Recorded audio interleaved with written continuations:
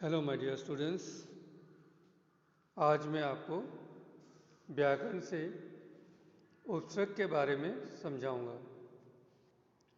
उपसर्ग की परिभाषा क्या है? उपसर्ग वो शब्दांश है जो किसी शब्द के पहले जुड़कर एक नया शब्द बनाता है। जैसे हार का अर्थ होता है पराजय या माला। यदि इसके पहले प्र, आ, उप आदि उपसर्ग जोड़े जाए तो नया शब्द इस प्रकार बनेगा।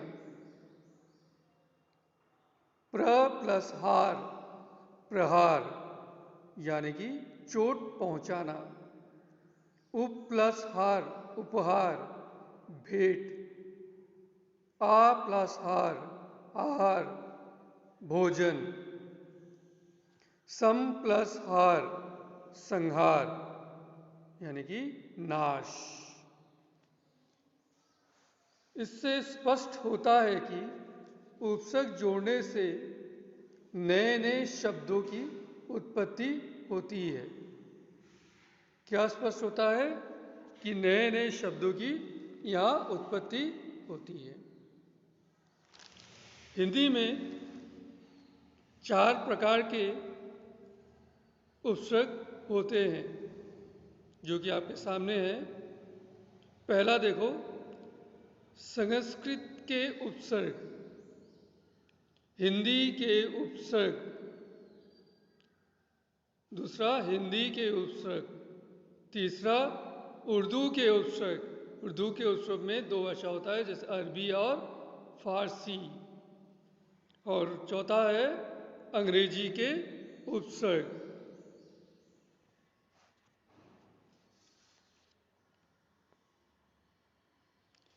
अब हम पहले में जाते हैं, संस्कृत के उपसर्ग। पहले आपका दिया हुआ है उपसर्ग, अर्थ और उसके साथ साथ सामने आपका उदाहरण भी है। उपसर्ग में देखो, अ यानी इसका अर्थ है निषेध, और उसके सामने जो उदाहरण है यानी उपसर्ग से लगे हुए शब्द क्या क्या है? अमान्य, असमान, अधर्म। अति, अति का मतलब होता है ज्यादा, अतिरिक्त, अत्यंत। तीसरा देखो, अधि, ऊपर, श्रेष्ठ, अधिकार, अधिपति, अधिकरण। उसके बाद अनु, अनु का मतलब है यानी इसका अर्थ है पीछे। एक और दिया हुआ है साथ। अब हम उपसर्ग से लगे कुछ उदाहरण देखते हैं। अनुगामी, अनुरूप, अनुभव।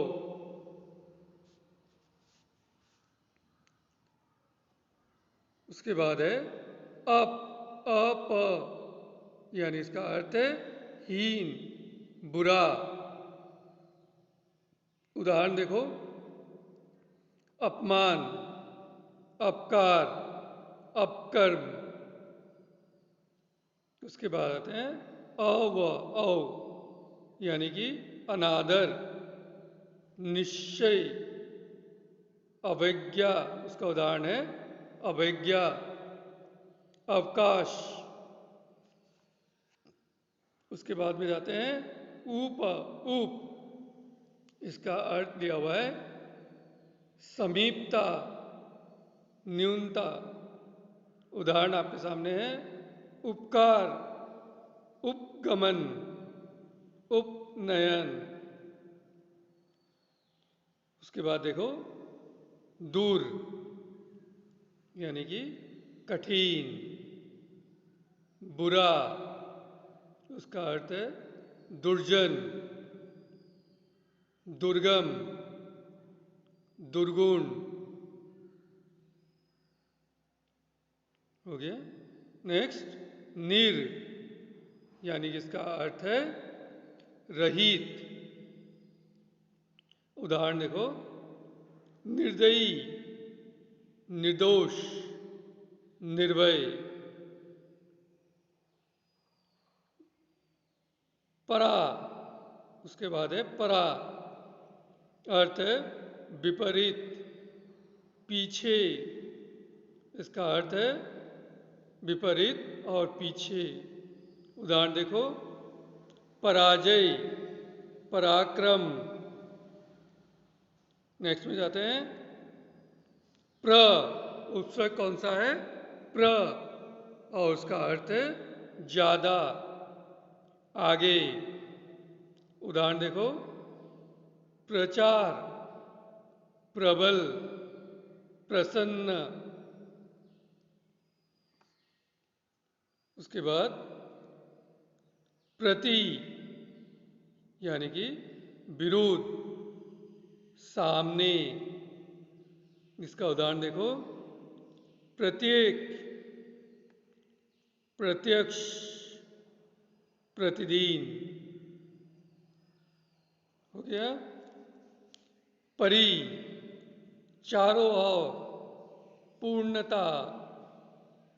एक है चारों ओर और दूसरा उदाहरण अर्थ है पूर्णता, यानी कि परिक्रमण, परिपूर्ण, परित्याग। उसके बाद जाते हैं वी, इसका अर्थ है भाग, क्रम। और उदाहरण आपके सामने है, वियोग, विधवा, विज्ञान। उसके बाद आते हैं सु, यानी कि सुंदर, अच्छा।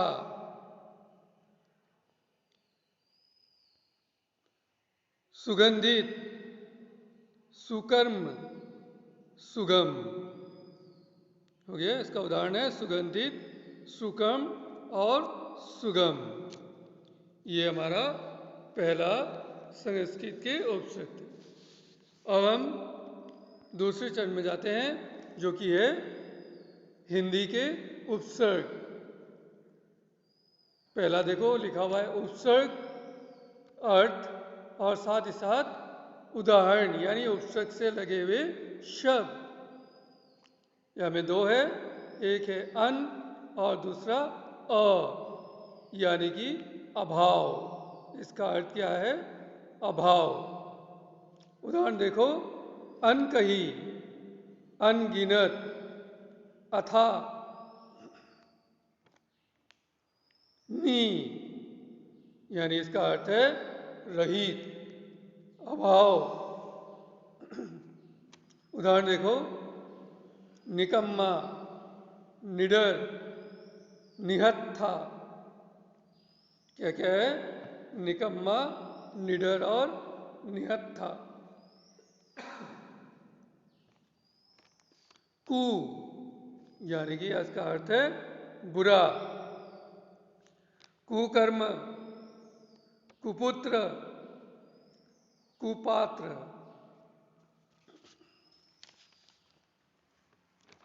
उसके बाद है अध, यानी कि इसका अर्थ है आधा, अध खिला। उदाहरण देखो, अध खिला, अध पका, अध जल। उसके बाद आते हैं बिन, बिना, अभाव। इसका अर्थ है, उदाहरण देखो, उपसर्ग से लगे हुए शब्द बिन देखा, बिन खाया और बिन बोया। उसके बाद आते हैं भर, भर का मतलब होता है पूरा। उदाहरण है भरपेट, भरपूर। हिंदी के उपसर्ग यहाँ तक ये है। इसके बाद हम तीसरे चरण में आते हैं, वो है आपका अरबी के उपसर्ग। क्या है? अरबी के उपसर्ग, यानी उर्दू के उपसर्ग है, उर्दू के ही उपसर्ग है, उसमें अरबी और फारसी है ना। पहला हम अरबी के उपसर्ग देखेंगे। उपसर्ग अर्थ और उपसर्ग से लगे हुए शब्द यानी उदाहरण। अल निश्चित, अर्थ क्या है? निश्चित। और उसके उदाहरण है अलबत्ता, अलमस्त। उसके बाद देखो एन यानी कि ठीक, एन वक्त, उदाहरण एन मौका। गैर, इसका अर्थ है विरोध। उदाहरण देखो गैर कानूनी, गैर सरकारी। उसके बाद बिल उपसर्ग है और इसका अर्थ है साथ, बिल्कुल। उदाहरण हो गया आपका बिल्कुल। और एक है ला यानी इसका अर्थ है बिना, जैसे कि लाइलाज, लाजवाब। अरबी के उपसर्ग हो गए उर्दू के। अब हम फारसी के उपसर्ग देखेंगे। फारसी के उपसर्ग, उपसर्ग अर्थ और उपसर्ग के बने शब्द। पहला है आ का अर्थ है साथ, जैसे आगा, आवारा। इसके उदाहरण है आगा और आवारा। उपसर्ग में जाओ कम, इसका अर्थ है थोड़ा, कम का मतलब होता है थोड़ा। उदाहरण देखो कमजोर, कमबख्त। कमजोर और कमबख्त। खुश, अच्छा। उदाहरण देखो खुशखबरी। और एक है खुशबू। उपसर्ग में आते हैं दर यानी इसका अर्थ है में, दरअसल। और एक है दरकार। ना यानी इसका अर्थ है नहीं। उदाहरण देखो नाउमीद, नादान, नाराज।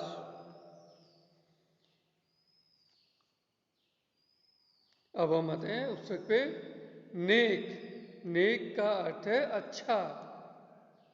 उदाहरण देखो नेक दिल और नेक नियत। उपसर्ग पे आते हैं बे का अर्थ है बिना। बे का अर्थ है बिना। उदाहरण देखो बेईमान। और एक है बेवफा। ये हमारे अरबी और फारसी के उदाहरण, अर्थों के साथ उदाहरण है। अब हम चौथे में आते हैं, वो है अंग्रेजी के उपसर्ग। यहाँ में दिया हुआ उपसर्ग, अर्थ और उपसर्ग से लगे हुए शब्द यानी उदाहरण। पहला है डबल यानी दुगना। अर्थ देखो दुगना। अब उदाहरण में आते हैं डबल रोटी, डबल नाश्ता। फूल यानी कि पूरा, इसका अर्थ है पूरा। अंग्रेजी के उपसर्ग का अर्थ है पूरा। अर्थ देखो उदाहरण के साथ फुल स्वेटर। पहला क्या है? Full sweater. उसके बाद है फुल पैंट। सब यानी कि इसका अर्थ है छोटा। Sub inspector, sub division. उदाहरण है सब इंस्पेक्टर और दूसरा सब डिवीजन। उपसर्ग पे आते हैं हाफ। हाफ का अर्थ है आधा। उदाहरण देखो हाफ कमीज, हाफ कुर्ता। उसके बाद है हेड। हेड का अर्थ है प्रधान। उदाहरण देखो, हेड क्लर्क, हेड मास्टर, ये थे हमारे अंग्रेजी के उपसर्ग। संस्कृत में कुछ ऐसे भी शब्द होते हैं जिनमें 2 या 3 उपसर्ग भी मिलते हैं।